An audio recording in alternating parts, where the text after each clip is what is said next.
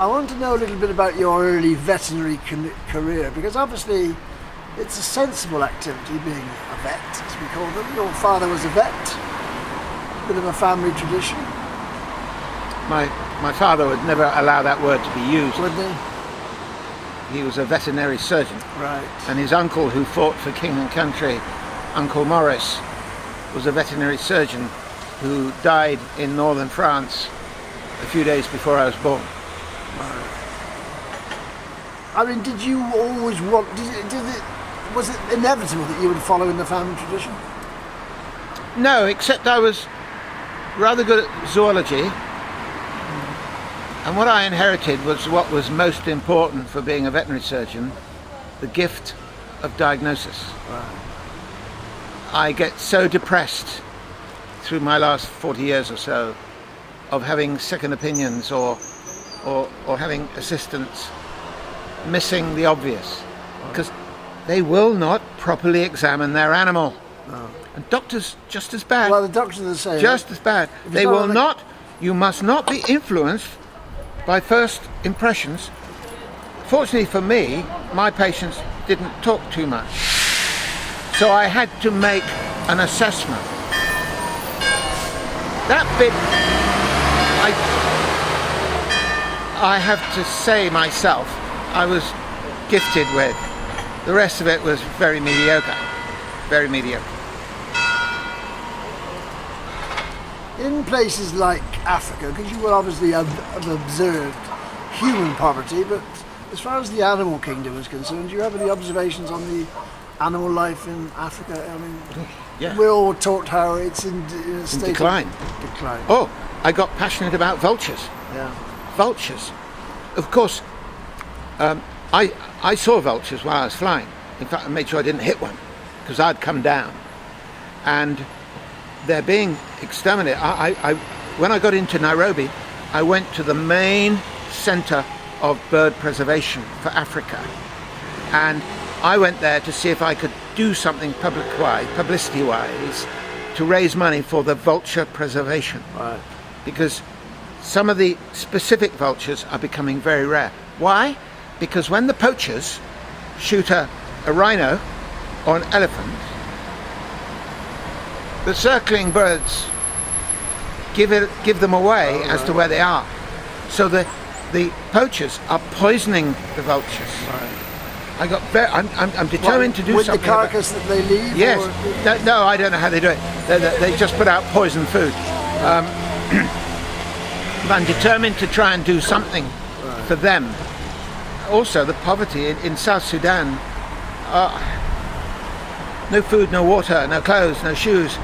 I mean, when I turned up late one night without lights, electrics or anything else, got in the way of a hedge, they didn't just put guns at my head, they stripped my airplane of anything of any value, because they didn't have anything.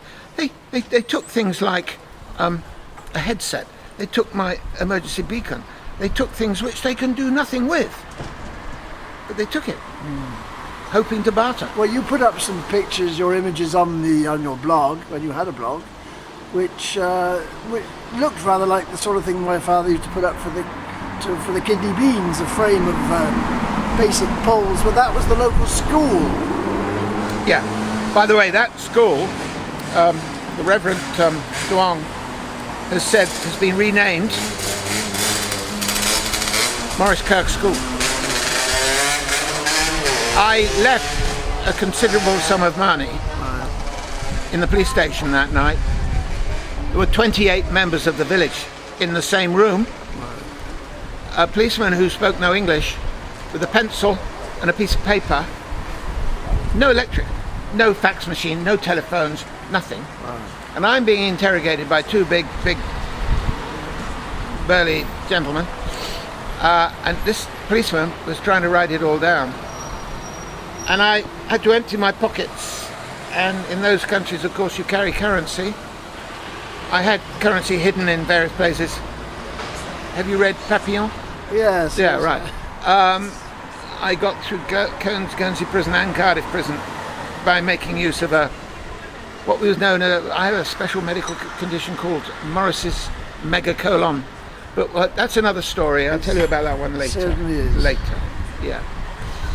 So these two burly policemen relieved you of some of your currency? Yes. Well, no, they didn't. No, they didn't. They made sure a proper record. Right. Oh, I was humbled. Right. Maurice Kirk was humbled about some of our social graces that our country, your country, sorry, Channel Islands, and my country, England, has lost due to the American influence. The social graces of meeting a But stranger. the sum of money you left with them, is it going towards providing for the school? Well, it went to the school. Maurice Kirk It went School. to the damage I did, the trees I knocked Right. down, Okay. and so on.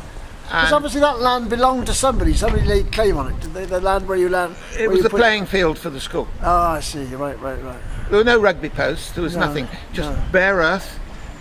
From here, the width of this square, enough to just get into and live and speak afterwards. 14th time. So I presume already, because you'd hit the ground with some degree of force, you weren't very well, I take it at the time. Well, no, I had malaria.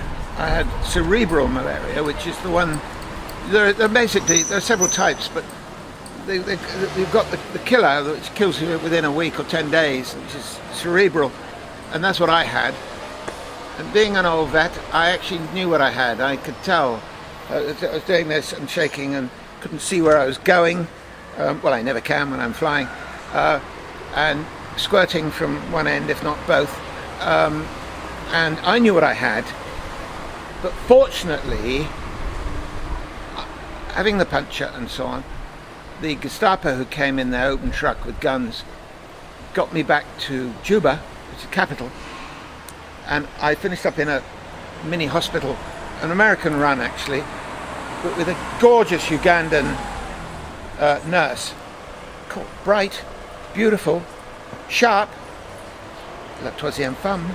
Well, And when she said, no, you don't need any more treatment other than tablets, I said, but I haven't, hang on, but you haven't given me any TLC. This seasoned Ugandan nurse, who I thought was about 36, 37 years of age, I said, yeah, that's the right age for me, right age. I said, what is TLC? And I said, well, it's called tender loving care. We're going dancing tonight on this leg. But this leg was twice the size.